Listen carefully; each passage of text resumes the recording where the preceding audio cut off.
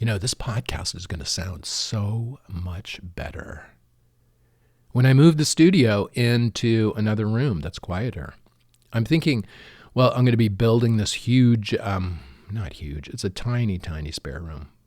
But for me, it's huge. I'm building a scanning digitization area that is dust-free, because dust is the enemy of scanning and digitization. One speck of dust can cost you minutes in Photoshop trying to get rid of it. So you don't want it there in the first place. So you have to create kind of a dust-free environment for this. So that's what I'm going to do. And it's right next to where I am now. So it won't be much of a move to get there. This is a show about jewelry, why we wear it, why it matters, how it's made, and what it means. I'm Alex D, and I turn cannabis into gold. I make mind-blowing jewelry in gold, silver, and platinum from cannabis plants here in Canada for stage, screen, for people who want to rock crazy jewelry. I'm the Cannabis Goldsmith.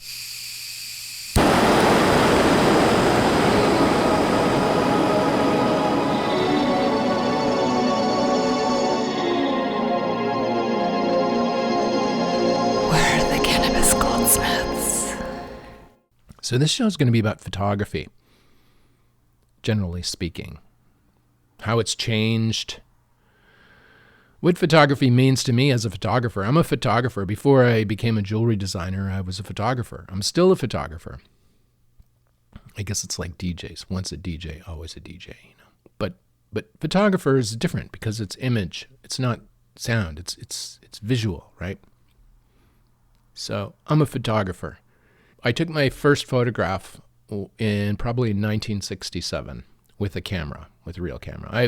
Before then, I was already taking them with my brain, looking at stuff and wanting to make photographs out of them.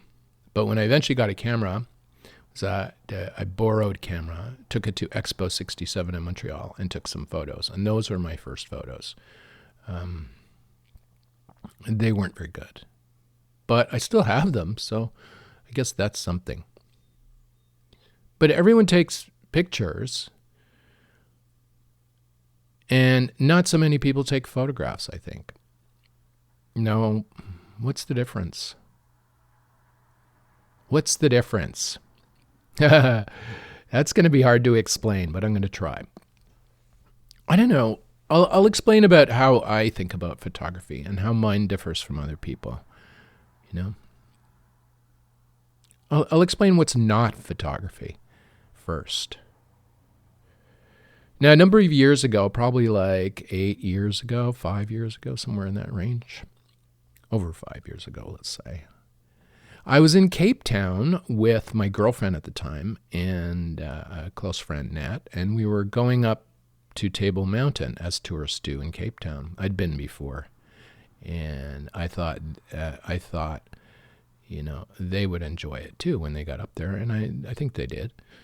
But I didn't enjoy it because the last time I was up to the top of this mountain in Cape Town, I've been to South Africa many times. I've actually lived there for a bit.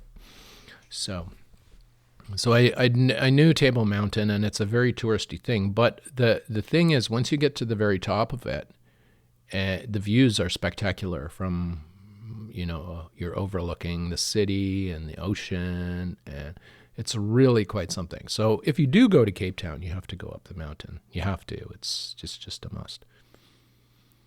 So we were up there, and as soon as we got up there, and I noticed everything had changed. Everything had changed. Although the surroundings and the earth and the rock and everything up there, the top of the mountain hadn't changed because it had been there for millions of years. There were young women draped all over outcroppings, hanging out in midair. Like they were climbing over the fence, the little fences, to get further into the closer to the edge of the Table Mountain, to take selfies on the edge. And they were like precariously. This one woman, I remember, she was precariously like she was, She had her back arched, her tits out. She was precariously balanced on this rock outcropping, hanging out over the air over Cape Town. Had she fallen, it probably would have taken like 50 people with helicopters and firefighters to get her out of the crevice below. But no, she was there. She had her back arched, her tits out. She had her phone in her hand, and she was taking a picture of herself on this for Instagram.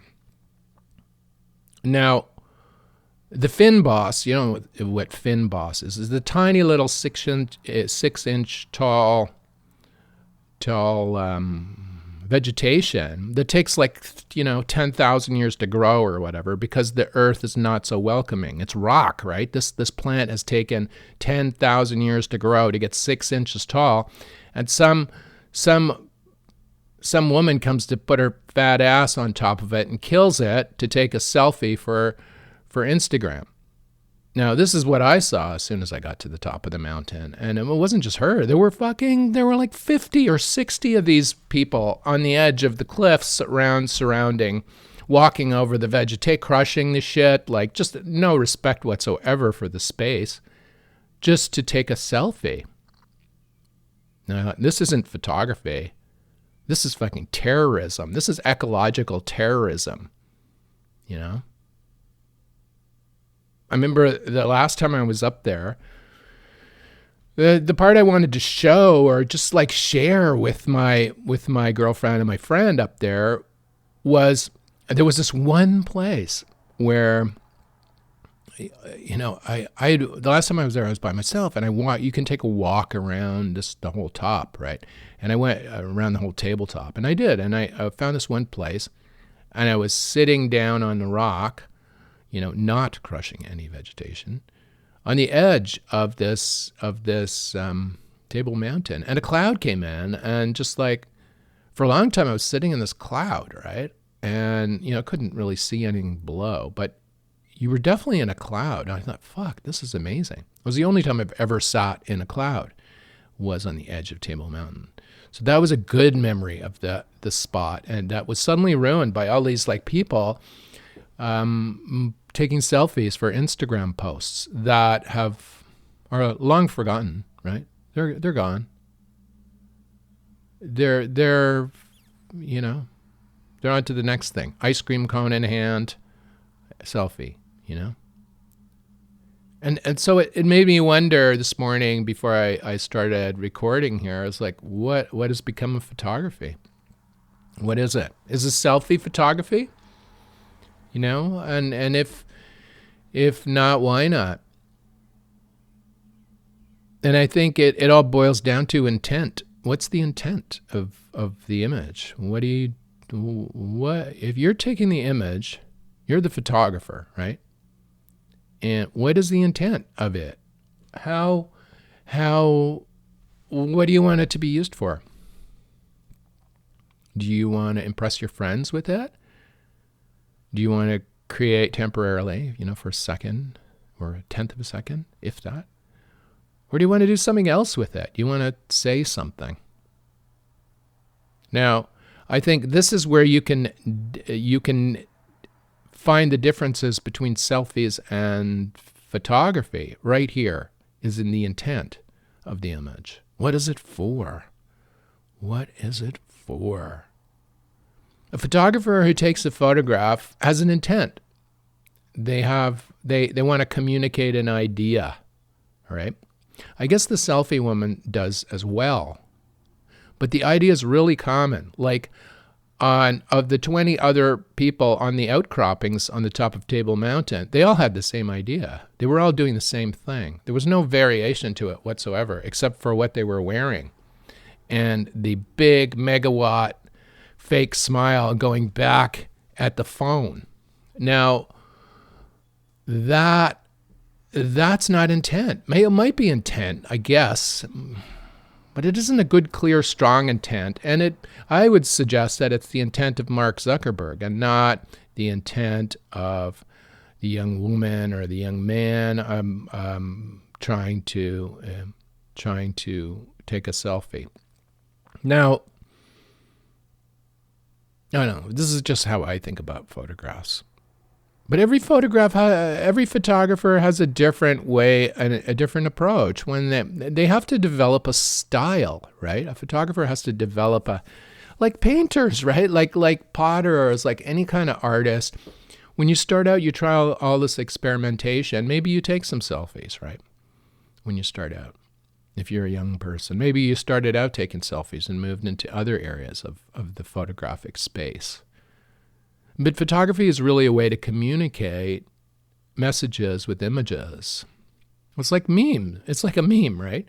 But you're creating a photograph, and then you're gonna display it to send a message to somebody that somebody can either understand it, or maybe it's not a message at all. Maybe it's just fun. Maybe it's just color. Maybe it's just something to lift the spirit of the person seeing it. Or that's the message. It's just a pause from the hell of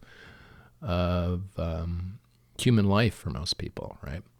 Is like a bit of art to just thank God, art to take you out of the world for a second, and then maybe even ground you, so you can understand that things can be better or things can be different. You can say so much with a photograph, right? So when I see the selfieists on the trampling over delicate wildlife to do the work of Mark Zuckerberg, I was like, it made me so angry. It really made me angry. It still does make me angry, when I see it. How it's all changed. But there'll be out of this will come people who will produce amazing work. And they're probably out there already, Or they'll be producing amazing photographs, either with phones or with some other kind of technology. I'm going to talk about phones in a minute too, as they relate to photography. And there's some issues around that too. So we'll get to that in a minute. But in my case, the first photos I took were bad, but I had a desire to take more. And so back then it was just cameras and film, and that's all you could take photographs with at the time, cameras and film. And unfortunately, my family wasn't very rich, and we couldn't afford that. My parents couldn't afford to give me or buy me a camera that I could do photography as a kid. I could borrow maybe a camera for a few hours and then wait for the film to come back when the roll was developed to see if my picture came out on that roll. That's how hard it was to get a good photograph and look at it. So today when people are taking, they have a phone, they're taking 20 photos, 100, 300 photos to get one good photo to put on Instagram. There was none of that before. So you used to have to focus and think more about the image you were going to take, because that would be it, right? That would be the image. It's like these photographers who use these big 8 by 10 inch sheet film. Like imagine loading a one piece of film and a camera, putting a big cloth over your head, all that shit, right? It's just like, it's a huge amount of work just to take one photo. So you don't want to fuck it up. You want it to be perfectly exposed, or exposed the way you want it to be exposed. I mean, photographers can choose to make photos look shitty if they want as part of the art, right? They can print a blurred photo, to show movement, say in a horse running down a track or a human running down a hill or whatever. They can use slow shutter speeds to make the legs blurry, to give the indication of motion, for example. All these little tricks photographers learn as they take more and more photographs that now are really, I don't know, there's not a lot of people who are doing that anymore. So I guess photography is always a kind of a limited thing. A lot of people took pictures, but not many people, I want to say took serious photographs, but I'm not going to say that. I'm going to say people who thought about photography differently than just taking snapshots of stuff. Now, in my case, the type of photography I took, I'm running a project right now on Indiegogo to raise the funds to digitize an enormous collection of photographs that I shot during the 1990s and early 2000s in Canada for Tribe magazine, a magazine I published.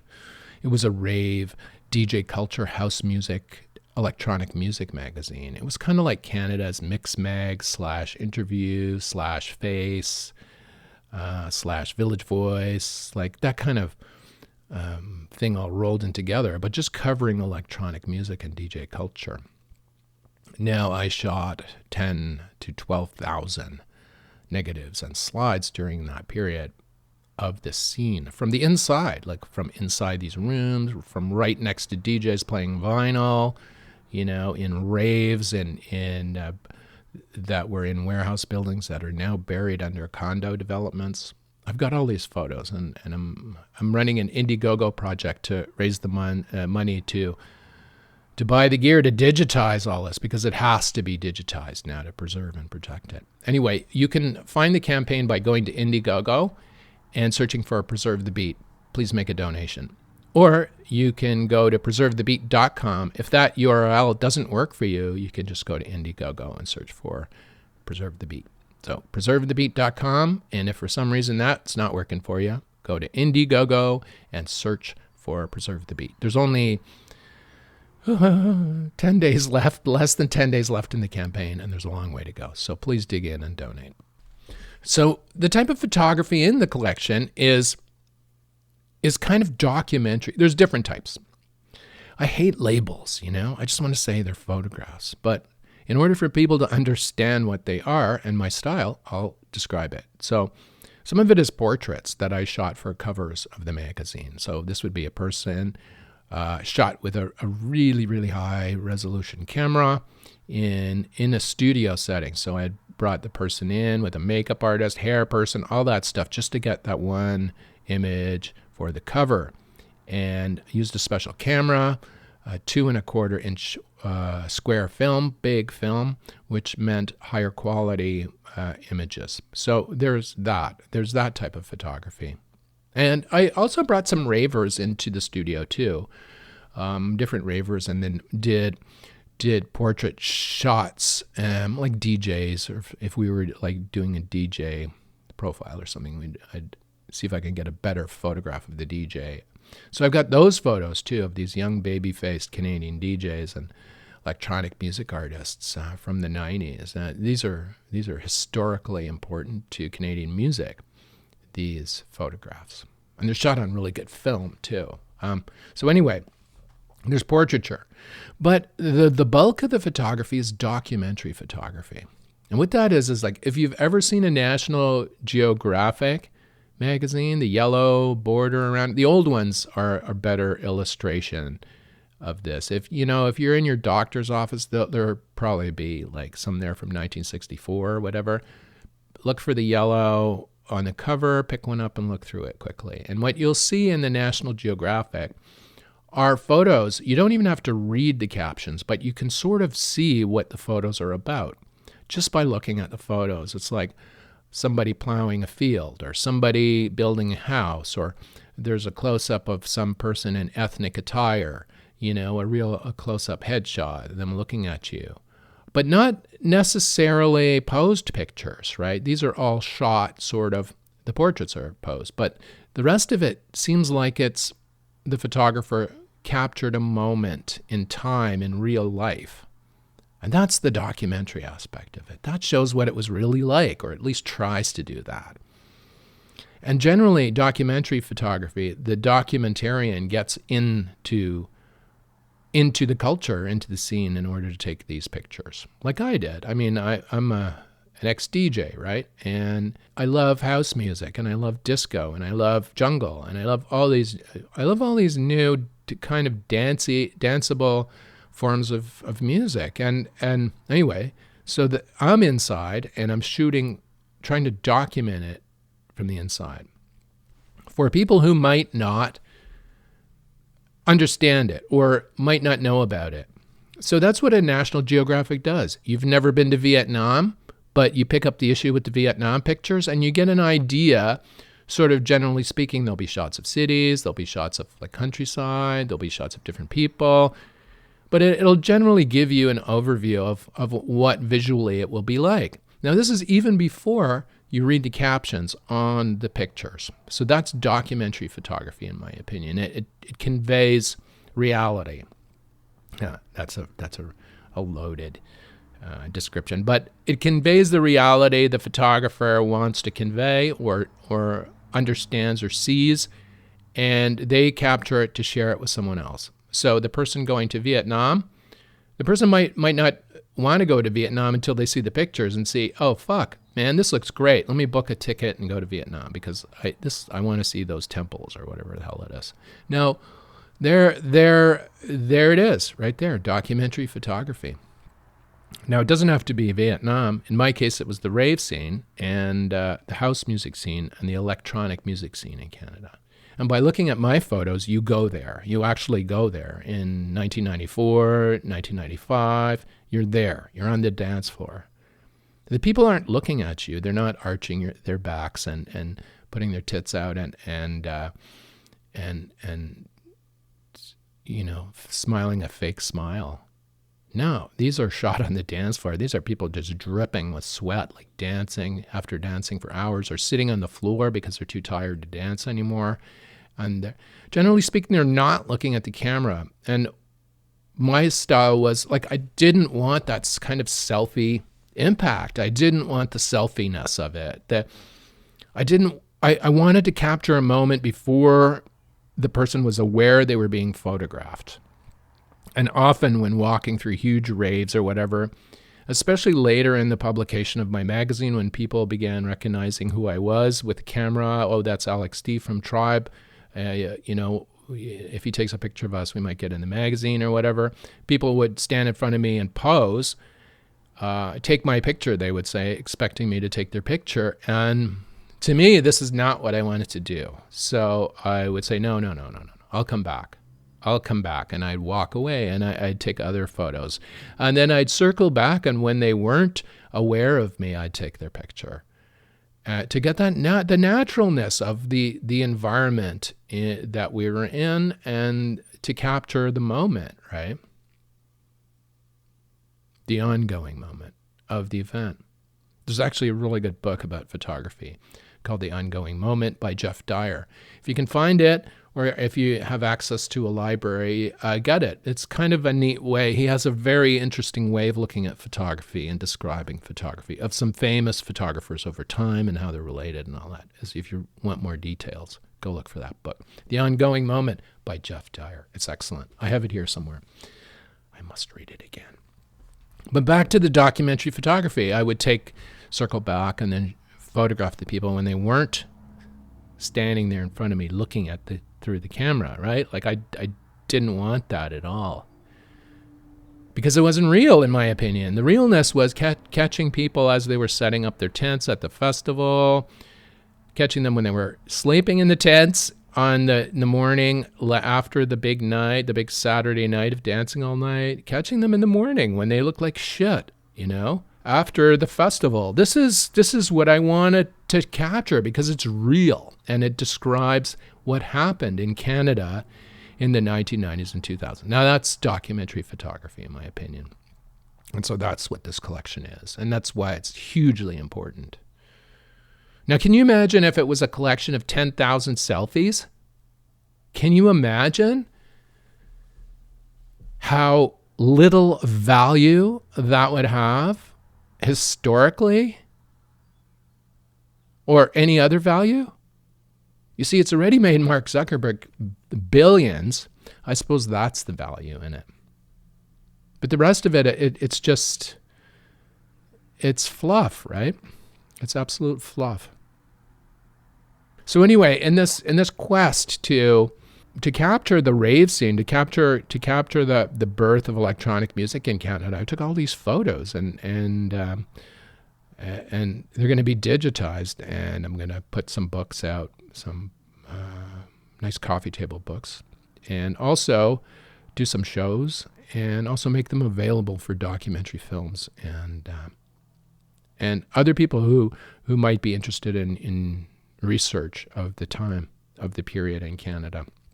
Now, the thing about art, about photography and art, photography can be art too. Look, I'm at 24 minutes and I'm still talking about rave photography. You know, I've taken all the skills from that period and I'm bringing it to the jewelry design now. So I'm trying to create documentary photography of my jewelry making process in order to show, see, I'm a jewelry designer now, but I'm still a photographer, like always a DJ, right? So when I have a ring or a bracelet and I put it on a little, everything is much smaller because it's a smaller, so I have a smaller studio, a smaller set to shoot the pieces in, but it's all the same skills needed. And you want to create, it's not a selfie, right? You want to create the vibe of the piece in the image so that people can see how the quality of it and the detail of it, but also it's a sales tool so people can decide whether to buy it or not. But I want to give some feeling and some vibe to it too. I want to capture it. And I'm still trying to apply the skills I learned photographing ravers to the jewelry pieces. Art is like this. Art is a kludge of stuff coming together to make something else. But anyway, photography has changed a lot. And it's changing more, It's moved on to the phone. I take pictures with my phone. I don't think I take photographs with my phone yet, though. I do take pictures with my phone. I'm always snapping things with the phone. But not with the intent of shooting a good photograph, but more for capturing a memory. And maybe that's what selfies are. Let's give selfies that. Maybe it's a way of capturing a memory. I know I've got photo albums where old black and white photos of my parents and grandparents and people I have no idea who they are, in black and white, and they're all standing there looking at the camera. This is from the 1920s or whatever. And I guess it's a selfie thing. It's more about memory than anything. I'm not really looking at the art, the art of the photograph in these. It's more about wondering who is that woman standing next to my mother, right? It's more about that. But photography, these documentary photography I have, they also contain portraits, because sometimes I would be like on the dance floor and I'd shoot somebody, and as a single person in a frame, it would be a portrait. And as a photographer, you can separate one of those images, print it or not, or scan it, or do different things to it in order to show the image.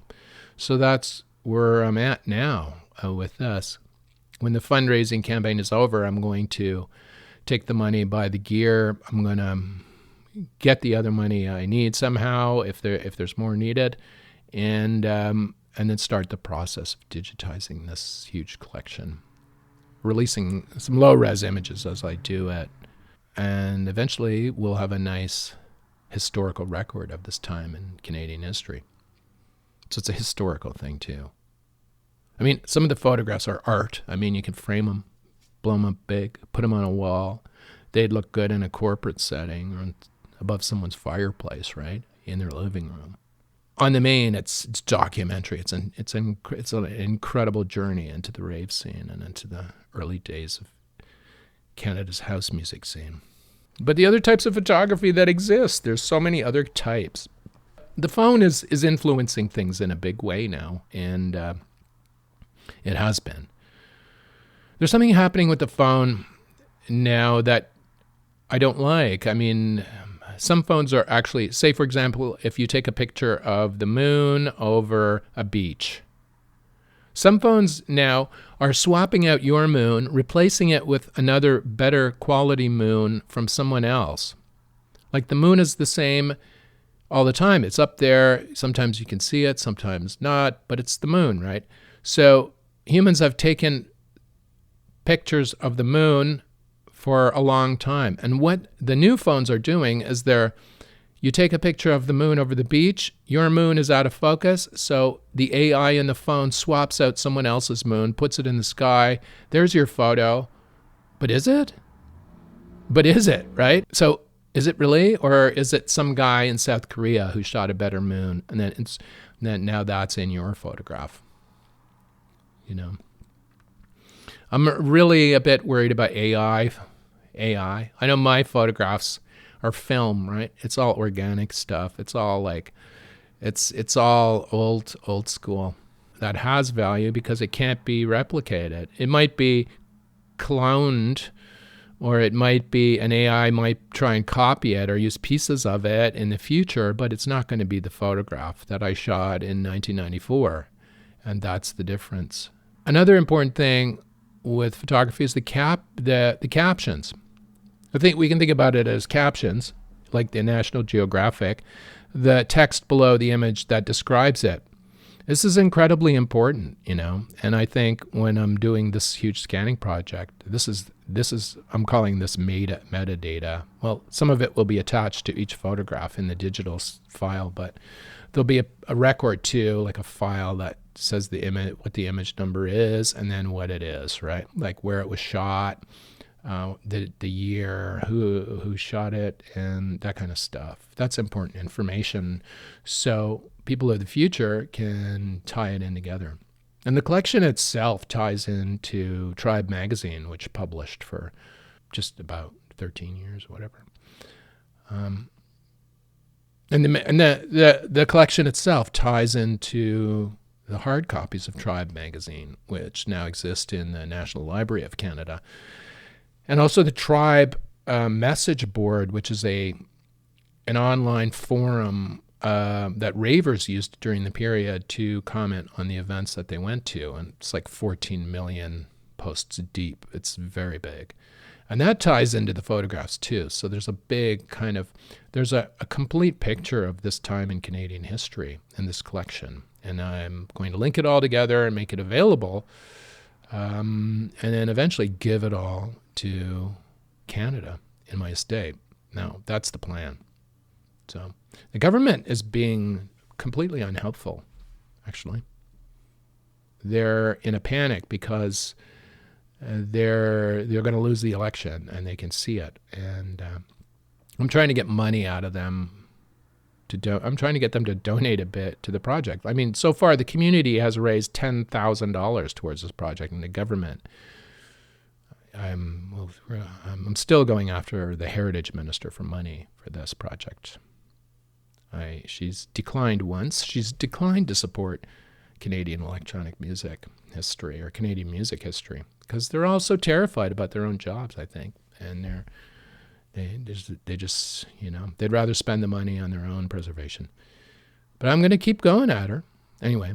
So that's the goal, to create this comprehensive historical record of this culture, and people can research and study and see. Now that's a type of photography. But then there are other people who take like still lifes. They'll build a small set with like a flower pot and some stuff, and then photograph that and make art out of that. Photography has such a huge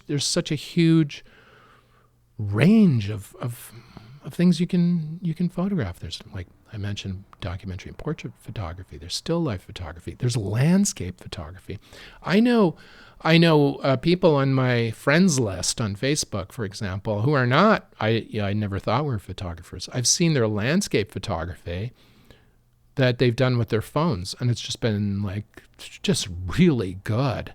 Like one woman I know who is actually an opera singer.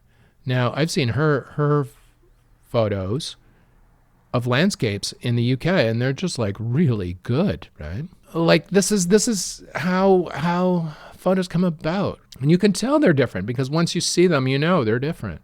I did a small show, I think 5 or 6 years ago, in a coffee shop in Toronto, the Mercury Espresso Bar. And what I did was I got a bunch of 4x6 snapshots, and I mosaicked them into a large mural and hung that on one wall. It's a tiny little coffee shop, but I covered the entire coffee shop in photos, basically, and rave flyers and just memorabilia from the past from that period. And there was one large piece, and it consisted of 4x6 prints, all collaged together on a wall. And these were just shots of people on the dance floor, at raves or whatever. And the young woman who worked at this, who was the barista, at this establishment, and she served during the opening of the show, the little mini show that I had in Toronto. She's like a Gen Z, right, person, and Kennedy, and she looked at these photos, and she brought some friends to the opening, and they were friends the same age, and they were looking at these photos, and they said, this is very different. Because, see, they had just been raised on phone pictures. They had never seen people photograph like this. And they all mentioned to me, they said, this is unusual. This is like, we've never seen photographs like this. This is Gen Z, right? Because they're so used to the camera pointing the other direction. They're not used to seeing it pointing at other people. It was shocking to me, but it was the truth, right? And a fact. And to see them looking at it and realizing that there was another way to take photos was enough for me. That's what I needed to get out of that whole experience. Also to show the work. You know, the phones have interrupted something in photography, I think. And now with them adding shit by AI, I think it's changing all kinds of stuff. Listen, new generations, Gen Z 1 and 2 or 3 or after, whatever comes after, you're going to have to deal with all that shit. I just have to look toward the past and make sure I do a good job at preparing this collection for people of the future so that they can at least compare it to something, right? To what they're doing today. Anyway, that's photography. Take some photos. Turn the camera around for a change. Today, take some pictures of something else besides yourself. Take yourself out of the picture. Photograph something different. Photograph something small. Get on the ground. Get on your knees on the ground outside and take a picture of a dandelion or something. Get the camera, get the phone down low and take a picture of something small that you might be trampling over or sitting on to take selfies. That's my tip for today. Anyway, I'm going to get back to fundraising. I've just got a 10 days, 11 days left, and I feel like I've been in the boxing ring for 6 weeks with us. I've put so much effort into it, and it's working. It's working, but it's slow, and I just hope our extremely wealthy former tribers that are out there can kick in with big donations, big angel donations to this project. Because if you can afford it, you should. Please. It's not going to do you any harm, and it's going to do Canada a great lot of good. Anyway, that's it for me, Alex D. We'll be back at, I guess, next week's show. I'll talk about how it'll be the last few days of the campaign. I'll probably be freaking out. But I've got jewelry on the bench I have to get to. And once the campaign is over, we'll be back. We'll be setting up cameras on top of the benches. And again, showing how stuff is made, documentary photography, showing how we make our excellent products and all the work that goes into them to create those amazing pieces that we make. See you next week. The Cannabis Goldsmith is produced by Tribe Communications, Inc. in the Thousand Islands area of Ontario, Canada. You can see what we do at tribe.ca. Send us an email, alexd@cannabisgoldsmith.com. Thanks for listening, and we'll see you next week on the Cannabis Goldsmith.